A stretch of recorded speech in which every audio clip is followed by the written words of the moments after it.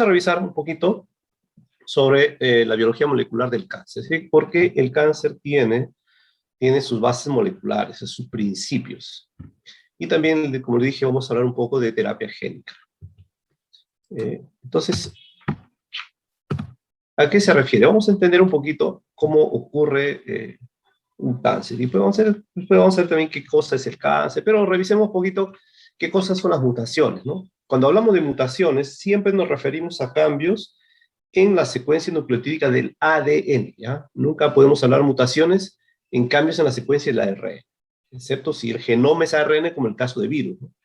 El caso de cáncer, que pues, afecta a seres humanos, de repente también animales, como los animales domésticos, que también les detectan cáncer, pues las causas son las mismas, ¿no? Es decir, alteraciones que ocurren en el ADN y de alguna manera afectan el ciclo celular. Pero en general las mutaciones van a tener un impacto según dónde ocurran, ¿ya? O sea, si ocurre en lugares que son importantes para la función, definitivamente que va a haber un efecto. Pero si ocurren las alteraciones, los cambios de la secuencia nucleotídica en lugares que no son importantes para la función génica, pues no vamos a ver ningún cambio, ningún cambio. Así, por ejemplo, un ADN normal no genera, por ejemplo, síntomas, pero una mutación en un lugar que no involucra a una secuencia importante también no genera síntomas, ¿no? Pero puede haber otras mutaciones que ocurren en otros lugares, de repente regiones regulatorias o la región del marco de lectura abierto o en la región codificante, podría generar, por ejemplo, síntomas moderados o síntomas severos. Entonces, todas las mutaciones causan daño severo, no. Hay mutaciones que nunca se ven. ¿Y cómo ocurren estas mutaciones? ¿Cómo se acumulan? ¿Cómo es que van sucediendo, ¿no? Las mutaciones en algunas células ocurren en el mismo proceso. Ya hablamos con ustedes al inicio del ciclo, sobre reparación. Y cuando hablamos de reparación también hablamos un poquito, ¿no? Sobre cómo ocurren estos cambios, ¿no? La presencia de agentes foráneos o la misma replicación que genera el ingreso de nucleótidos errados y que si no se corrigen, pues va generando cambios en las secuencias, ¿no? Entonces, esto ocurre a través del tiempo, a través de las generaciones. Eso es lo que está pasando con el virus SARS-CoV-2, ¿no? El coronavirus, que mientras más se replica, más va incorporando alteraciones, cambios en las secuencias nucleotídicas, porque una cosa importante en ese virus es que no tiene los mecanismos de reparación que tienen las células. Entonces, como no hay quien lo repare, pues entran mutaciones y el virus no le importa. Bien, entonces, otro aspecto importante es que las mutaciones van ocurriendo a través del tiempo. Es decir, si una célula mutó, no significa que nunca más va a cambiar. Significa que podría seguir alterándose. Y eso vamos a ver enseguida. ¿Cómo se expresan las mutaciones? Esto es necesario revisar, que va a depender de la carga genética que tenga la célula, ¿no? O la carga genética de la cual, o la carga genética a la cual está afectando la mutación. Por ejemplo, dentro de nuestras células tenemos estructuras con carga genética haploide y estructuras con carga genética diploide. En las mitocondrias tenemos una carga genética, acá tenemos una carga genética haploide, porque es un solo ADN, una sola molécula de ADN de origen materno. Todos tenemos ese ADN de origen materno en la mitocondria, y si hay una mutación, entonces son de carácter dominante, o sea, siempre se van a expresar. O sea, una mutación del ADN mitocondrial se va a expresar y va a generar enfermedades mitocondriales. En cambio, en las estructuras como el núcleo, que tienen carga genética diploide, podría haber dos casos, ¿no? Mutaciones que ocurren en un alelo y podría manifestar su carácter fenotípico, como es decir, una mutación dominante, o la mutación se requiere que ocurra en ambos alelos, y por lo tanto diríamos que las mutaciones son de tipo recesivo. Es decir, que la característica se va a expresar cuando los dos genes alelos van a ser alterados, ¿no? Es decir, se requiere la situación homocigótica o en ambos alelos. Entonces, fíjense que también las mutaciones, para que se vean, para que se muestren, significan que ha ocurrido muchas veces, ¿no? O sea que si nosotros nos ponemos a pensar qué es lo que está ocurriendo con nuestro ADN, con los mismos mecanismos de estrés oxidativo, con los mismos mecanismos de replicación, toxicidad por lo que ingerimos o comemos o nos exponemos, pues hay muchísimas alteraciones que están ocurriendo en nuestro cuerpo. Esta es una suerte de ruleta rusa, al que le toca, al no le toca. O sea, todos estamos expuestos. Y lamentablemente en algunos se manifiesta a muy temprana edad, otros más adelante, y otros probablemente nunca lo lograron expresar. ¿Qué tipo de mutaciones se conocen? Vamos a hablar en un poco más general, porque esto ya lo han visto en su curso de genética. Hay mutaciones somáticas y mutaciones germinales dependiendo del tipo de célula en la cual ocurren. Somáticas son aquellas que ocurren en células somáticas. Por lo tanto, la mutación solamente ocurre en esas células de ese tejido y en su descendencia. Por ejemplo, acá está la célula que alteró y esta generará una célula con mutaciones y esa se multiplica, entonces acá probablemente genera un tumor. Y si está sana, pues genera células sanas. En cambio, si hay mutaciones en las células germinales, por ejemplo, en el óvulo, o después que se formó el huevo cigoto, si hay mutación acá a este nivel, en los primeros tipos celulares de la formación de un embrión, pues la mutación se distribuye en todas las células. Entonces, esas alteraciones pues, son las que se transmiten a toda la generación de células, incluso que van a distintos tipos de tejidos. De acuerdo digamos, al tamaño, a la envergadura, a la amplitud del daño que ocurre en el ADN, hay mutaciones muy pequeñitas que ocurren a nivel genético, a nivel de secuencias chicas, y otras que ocurren a nivel de cromosomas, o sea, alteraciones cromosomales o cromosómicas. Las mutaciones génicas ocurren, pues, afectando a un gen en particular, incluso puede haber cambio en un solo nucleótido, y ya generan una anomalía. Por ejemplo, la causada en anemia falciforme, un cambio en un solo gen. Y muchos casos de cáncer, vamos a ver más adelante, que son producidos por afecciones a un solo gen. Y las mutaciones cromosómicas, anomalías ya pues en cuanto al número de estructura de los cromosomas, ¿no? Y de esto pues es muy típico cuando se menciona el síndrome de Down, ¿no? Se produce por trisomía del cromosoma 21, si tiene 3 cromosomas 21, lo que debían tener 2. Para recordar esto, deben haberlo visto más antes, las mutaciones puntuales pueden ser transiciones, cuando cambian una purina por otra purina, o una pirimidina por otra pirimidina. Las transversiones, cuando es una purina por una pirimidina, ¿no? Las mutaciones con sentido equivocado, cuando hay cambio de nucleótido, por ejemplo, acá hay una A, un par AT cambia a un par GC. Entonces, la adenina cambia por una guanina, o sea, se trata de una transición. Pero, a su vez, el impacto de este codón, que es un triple A, cambia a un GAA, cambia la señal.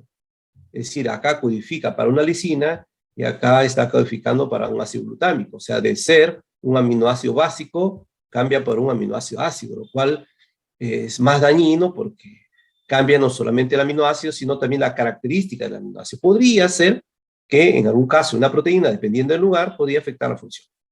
Otras mutaciones son sin sentido, ¿no? O sea, tenemos un codón acá que es el mismo, el par AT cambia por un TA. O sea, que hay una transición, perdón, una transversión. Pero esa transversión, porque aquí tenemos una purina y acá tenemos una pirimidina, pero esa transversión generó un codón de parada, un TAA, y en el mensajero, en el mismo sentido, 5'3', genera un UAA, que es un codón de parada.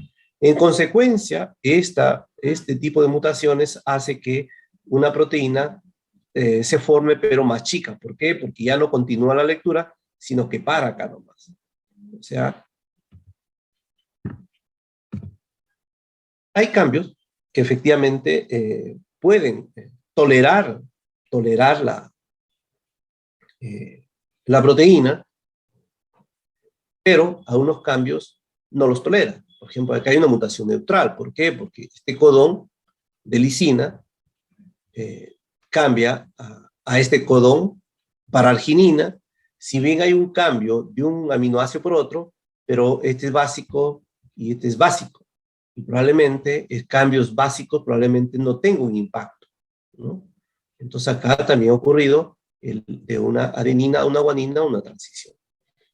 Hay otras mutaciones, por ejemplo, que nunca se ven, a menos que se secuencie el ADN, porque nunca tiene una manifestación fenotípica, porque este codón, que codifica para una lisina, cambió a otro codón, pero que también codifica para una lisina. O sea, la proteína sigue siendo la misma. Lo que cambió es un nucleótido, pero finalmente el codón sigue siendo codificante para el mismo aminoácido. Y bueno, hay otras mutaciones que son las más peligrosas, ¿no? Las que involucran en la incorporación o la pérdida de alguna base nitrogenada o un par de bases, etcétera, pero que cambia o que genera cambio en el marco de lectura. O sea, si aquí tenemos un marco de lectura o lectura de codones que permite esta secuencia de aminoácidos, pues si hay una deleción o inserción, acá vamos a ver que se presentan otro tipo de aminoácidos porque ha cambiado la lectura, ya son otros codones, ¿no? Entonces tenemos acá la presencia de otros aminoácidos, por lo tanto habrá un cambio muy radical en la estructura o en la actividad o el tipo de proteína. Bueno, según las causas de las mutaciones, hay mutaciones que ocurren, ya hemos hablado de eso espontáneamente, ¿no? Por errores en la replicación, en las modificaciones de bases, en las desaminaciones, la presencia de radicales tipo superóxido o especies reactivas de oxígeno que también le llaman, que es parte de la vida de las células. O sea, tener características que alteran el ADN, por eso es que las células están preparadas para corregir. Pero también hay mutaciones que ocurren por la mano del hombre, es decir, que puede ser inducida por factores externos, ¿no? Ya sea con intervención o no del hombre.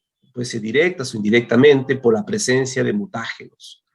Mutágenos es el término que se aplica a los agentes causantes de mutaciones, ¿no? Que puede ser químico, pueden ser físicos, o pueden ser diseñados. Estas mutaciones son diseñadas y se hacen en laboratorio, aplicando PCR, hay otras estrategias más modernas que el PCR y que se están utilizando para editar el ADN. Y cuando uno habla de editar el ADN, significa que uno puede cambiar la secuencia nucleotídica. En realidad, ¿qué significan las mutaciones, ¿no? Si nosotros tratemos de hablar un punto de vista un poco ecológica, ¿no? ¿Qué significan las mutaciones? Todos los seres vivos estamos mutando, todos. ¿Cómo afectan las mutaciones en el caso de nosotros? ¿Cómo nos afectan a la salud? ¿Nos alteran, nos cambian?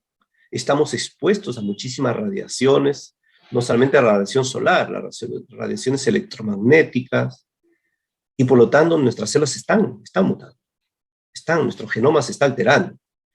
Y las mutaciones son acumulativas. Entonces, se ocurren mutaciones, se quedan, vienen otras, se quedan, vienen otras, se quedan y se van acumulando. Entonces, ¿de dónde viene, a dónde van las mutaciones? Es que hay mutaciones que pudimos haberlo heredado también. O sea, nuestro genoma viene de nuestros padres. Y obviamente, pues hay una selección cuando se forman los seres vivos. En el momento de la fecundación, siempre hay un carácter de competencia para que se fecunden, pues, los mejores células germinativas, ¿no? Y muchas veces no ocurre así, entonces aparecen innumerables malformaciones congénitas, o sea, que ya aparecen de nacimiento. O sea, hay una gran cantidad de síndromes y variaciones congénitas que ocurren. ¿Por qué? Porque los gametos tienen alteraciones. Pues nosotros es una suerte, si uno no tiene ningún defecto, pues es una bendición de Dios que uno no le tocó, pero no significa que no ocurra, ¿no? ¿Y a dónde van? Pues nosotros también estamos mutando, y si vamos a heredar también algunas alteraciones. O sea, ¿podemos heredar mutaciones genéticas? Sí. ¿Podemos adquirir mutaciones genéticas durante nuestra vida? Vamos a heredar mutaciones que se van quedando si nos dependen de nuestras células somáticas, ¿no? Pero asimismo, los estudios también indican que hay cierta predisposición genética, ¿no? Hay predisposición genética por el contexto o la información que tenemos de nuestro genoma. Es por ello que en alguna oportunidad un científico propuso que en el futuro el diagnóstico en base a la secuencia del genoma iba a ser muy importante para entender cuál es nuestro pronóstico de salud. Y ya hace un tiempo atrás se estaban haciendo los estudios transcriptómicos para poder cuantificar algunos genes marcadores causantes de tumores. O sea, ya los genes identificados, siendo genes buenos, no malévolos ni malos, pero que cuando su nivel de expresión se altera, podría sustentar algún tipo de alteración genética o cáncer. Entonces, ya esos estudios ya se están aplicando. Me parece que Angelina Jolie, una actriz, de conocerla también, se hizo una operación, una mastectomía, porque habían detectado que los niveles de algunos genes estaban sobreexpresados y ahí había una alta probabilidad que desarrolle un tipo de tumor. Bien, sin embargo, desde un punto de vista ecológico, ¿qué es lo que aportan las mutaciones? Pues las mutaciones son importantes también en estos mecanismos de adaptación de los seres vivos a los distintos ambientes, ¿no? O sea, ha aportado en la variación genética, porque hay una gran diversidad de organismos, también ha aportado en la evolución, según la teoría evolucionista de los seres vivos, pues estos cambios han generado a través de los miles, a través de millones de años, que organismos hayan ido cambiando en su genoma, en su genotipo y en su fenotipo, también bajo la presión de las condiciones ambientales, ¿no? Si no hubiera ocurrido el desastre que sustenta la desaparición en la época de los dinosaurios, imagínense ahora tendríamos los dinosaurios por las calles, ¿no? O sea, ¿cómo estaríamos? ¿Cómo seríamos? No sabríamos, ¿no? ¿Cuál habría sido el proceso evolutivo si hubiera permanecido todavía viables esos organismos? Bueno, con esta pequeña introducción, revisemos un poco cómo se entiende la biología molecular del cáncer. Pues el cáncer es una de las afecciones responsables de quizás la mayor causa de muerte en el mundo, pero ocurre generalmente o mayormente en células somáticas y porque se altera el comportamiento del ciclo celular. Y eso al alterarse el ciclo celular, llaman ciclo celular como un reloj celular, trae como consecuencia una multiplicación celular sin control. Pero del ciclo celular, ¿qué es lo que tenemos que tomar en cuenta? Tomar en cuenta que el mayor tiempo de vida de las células lo pasa en un periodo de interfase. O sea, las células, cuando lo conocemos en una célula en etapa interfásica con su citoplasma y su núcleo. Y la etapa de reproducción de material genético ocurre en la mitosis y la división celular acá, un pedacito de su vida. Mayormente lo pasa acá. Pero ¿quién controla el tiempo? ¿Cuánto dura a una célula para que dé una vuelta acá? Eso varía con el tipo celular. Hay células que este ciclo, que comienzan a pasar, así como un relojito, puede durar, por decir, 5 días. Otra puede durar un mes. Otra puede durar un año. Está lentito. Y en cambio otra puede estar mucho más rápido. ¿Quién controla eso? ¿Quién? Pues hay mecanismos celulares que permiten que la célula pase gran tiempo en G1. Y alguien da una señal y dice, pasa a fase S. Y otra dice, pasa a G2, pasa a mitosis. O sea, hay controles del ciclo. Incluso en G1 va a G0. Ahí no se mueve, se queda ahí. Entonces, esos controles generalmente son proteínas y que dependen de genes. Y si esos genes se alteran, ya no hay quien controle. Esto comienza a dar vuelta. Y eso es la causa principalmente de alteración en el ciclo celular.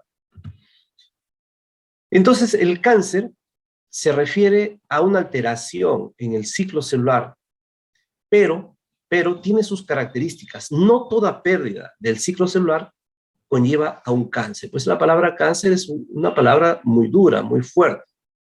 También se le conoce como neoplasias o tumores malignos, porque un tumor benigno no es un cáncer, simplemente es un tumor benigno.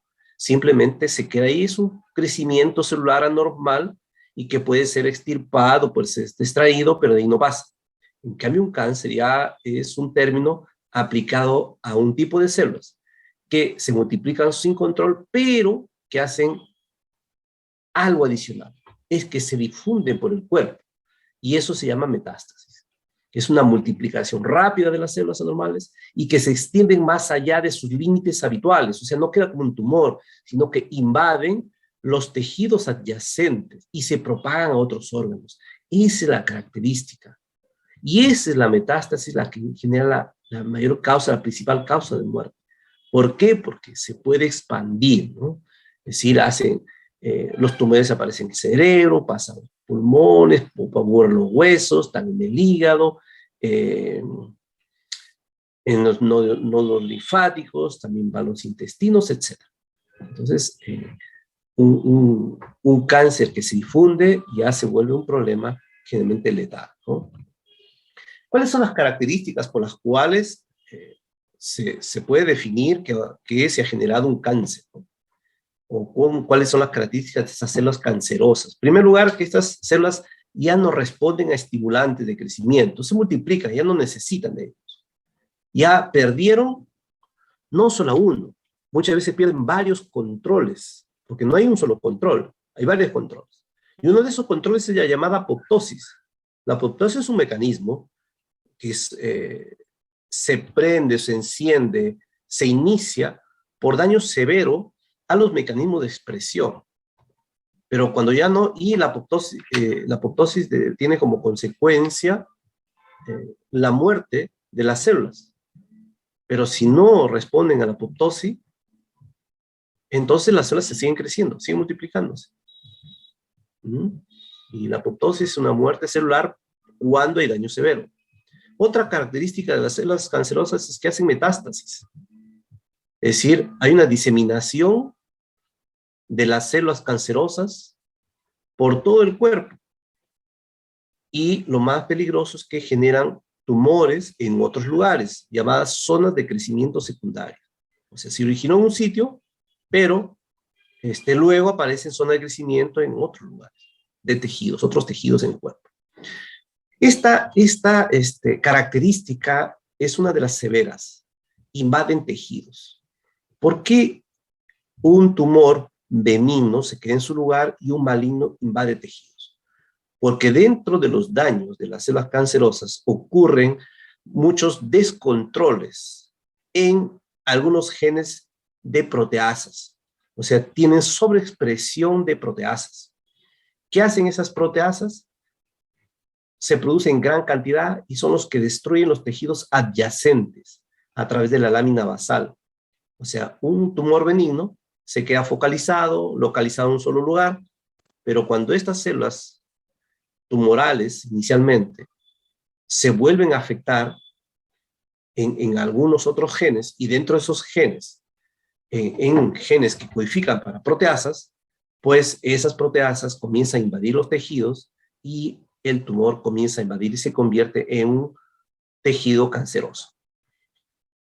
Otra característica de los tumores, que después se puede convertir en cáncer, porque inician como un tumor, es que requieren irrigación sanguínea.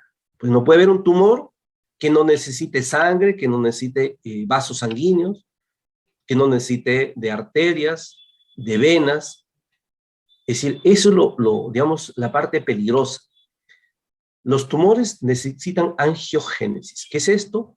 El desarrollo de tejido transportador, o sea, vasos sanguíneos, tanto arterias como venas. Entonces, cuando extraen un tumor, van a ver que está lleno de vasos irrigantes o que extraen metabolitos, y por esos vasos que extraen son por donde viajan las células alteradas y se van a difundirse a otros tejidos, ¿no? Incluso no solamente tienen vasos sanguíneos, sino también vasos linfáticos, que también por ahí pueden diseminarse en las células cancerosas. También se ha mostrado que algunos cultivos celulares pueden transformarse con ADN de células cancerosas. Es decir, el daño cifrado en los genes podía desencadenar daño en otras células. Como lo había mencionado hace un momento, otra característica es que la mayoría de mutaciones que causan cáncer están en células somáticas, y casi todos los tipos de tejidos, y no en células germinativas, o poco en células germinativas. Y estas células cancerosas se originan mayormente en células madre o células proliferativas. Por eso es que las mucosas son de repente, o las glándulas, tejido glandular, son pues las más importantes en frecuencia de orígenes de cáncer, ¿no? Bueno, aquí un poquito de estadística, los casos de cáncer a nivel mundial. Bueno, aquí son los principales tejidos afectados: pulmonar, hepático, gástrico, colorectal, mamario, esófago, y la cantidad de muertes que causa un año, ¿no? Hay muchísimas personas. ¿Por qué? Porque son parte, uno tiene que enfocarlo esto, pues parte de el mismo estilo de vida que uno tiene, lo que se alimenta, el contacto con contaminantes, el estrés, el tipo de exposición a radiaciones. Todo eso condiciona de alguna manera la presencia de estos tipos de cáncer, ¿no? Sin embargo, existen algunas condiciones o factores que han sido asociados al cáncer. Los estudios indican pues que hay varias causas que de repente alteran el estado básico, basal del cáncer en el ser humano. O sea, si no hubieran estos factores, probablemente los casos no es que desaparecerían, pero disminuirían sustancialmente. Por ejemplo, la presencia de virus oncogénicos. Uno de ellos es el del papilomavirus, ¿no? El consumo de cigarrillos. Antes, pues, en la década de los 70, 60, se consumían muchísimas toneladas de cigarrillos. Si bien ha bajado un poco, todavía se sigue consumiendo, ¿no? También el uso de conservantes en los alimentos. Hay muchísimos conservantes que ya han salido del mercado, pero todavía algunos se utilizan. Y los agentes químicos que aplican a los alimentos o a sus cultivos en campo también son muy peligrosos, ¿no? Que utilizan para el tratamiento de todos los cultivos. Tomate, papa, fresa, son tres de los cultivos más importantes en la recepción de agentes pesticidas y muchos de ellos cancerígenos. Es por ello que es recomendable no comer mucha papa, esa papa blanca, porque le aplican muchísimo pesticida, o el tomate, ¿no? O sea, menos que sea producido pues en invernadero, cosas, ¿no? O la fresa, pues sé que al tomate, por lo menos, en el tiempo de cultivo, creo que no pasa de 3 meses, le aplican como dejando un día, más de 60, o más o menos un promedio de 60 aplicaciones de pesticidas a un campo de tomates. Imagínense, 60 aplicaciones.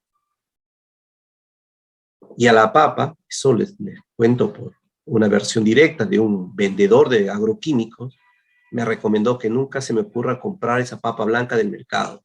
Antes lo hacía, nunca más he vuelto a comprar esa papa blanca, porque me dijo que le aplicaban un pesticida cancerígeno, pero muy potente.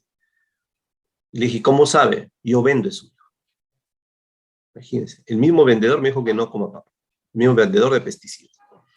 Entonces hay muchos factores que son predisponentes, ¿no? Y también, obviamente, ahora estamos en una modernidad, expuesta a muchas radiaciones, y los cambios climáticos han hecho pues que la radiación sea cada vez más peligrosa, sobre todo la radiación ultravioleta. Y hay muchos agentes químicos industriales derivados de metales pesados que están siendo tirados al ambiente. Y uno de ellos, que estuve comentando el día de ayer con los chicos de noveno, es el mercurio, que es una de las líneas de investigaciones que tenemos en laboratorio, ¿no?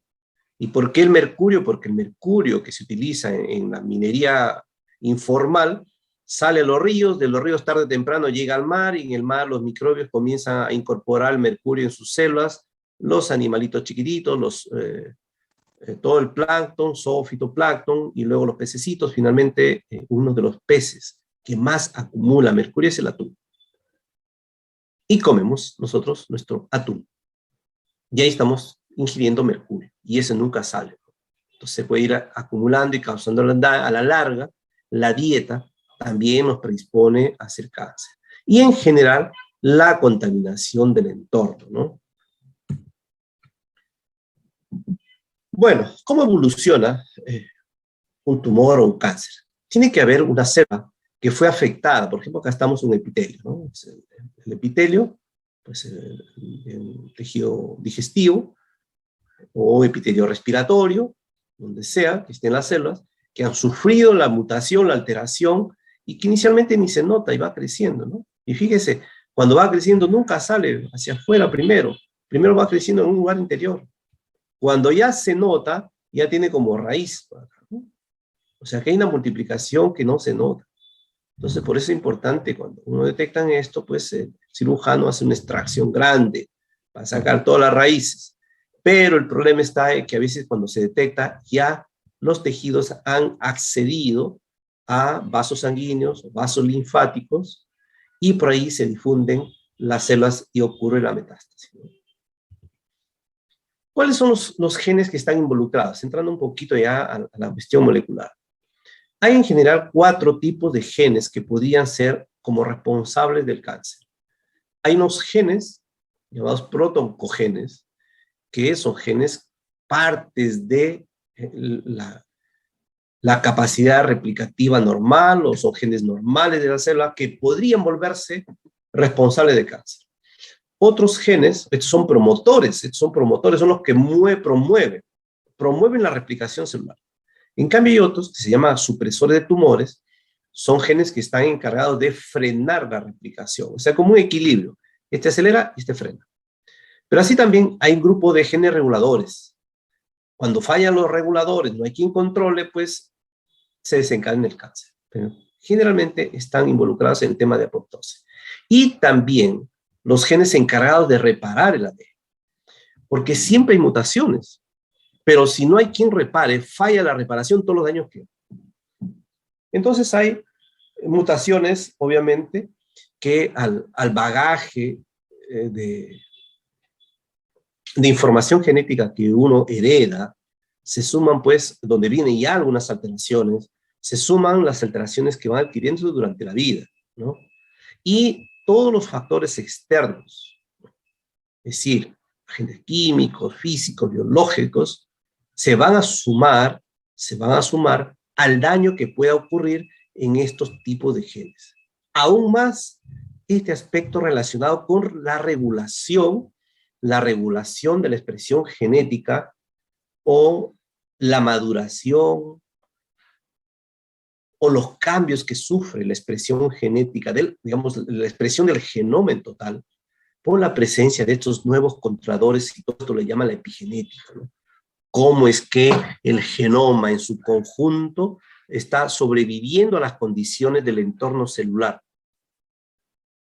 Y ahí, por ejemplo, puede activarse promotores del crecimiento, o sea, los protoncogenes se convierten en oncogenes. Se pueden inactivar los genes supresores de tumores. Este es el freno, este es el acelerador. Si ese acelerador se activa más y no hay quien lo frene, va a ocurrir la formación de tumores. O el cambio de los genes que controlan la apoptosis. Si no hay quien frene, quien pare, quien mate a la célula, no, tú ya no debes multiplicarse. O todos estos factores pueden afectar a los mecanismos de reparación de ADN en los genes. Entonces, fíjense cuántas opciones existen de que nuestras células se dañen y ocurra o aparezca un tumor o un cáncer.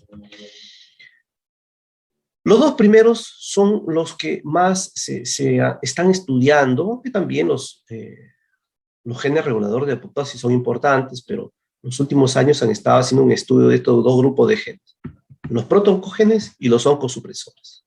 Ambos son genes normales. El protoncogen es un gen normal que controla positivamente la multiplicación celular. O sea, le dice a la célula, multiplícate, ¿no? Pero si este protoncogen, por una alteración, o un factor externo muta o cambia, se convierte ya en un oncogen. Y un oncogen ya genera proteínas alteradas, que le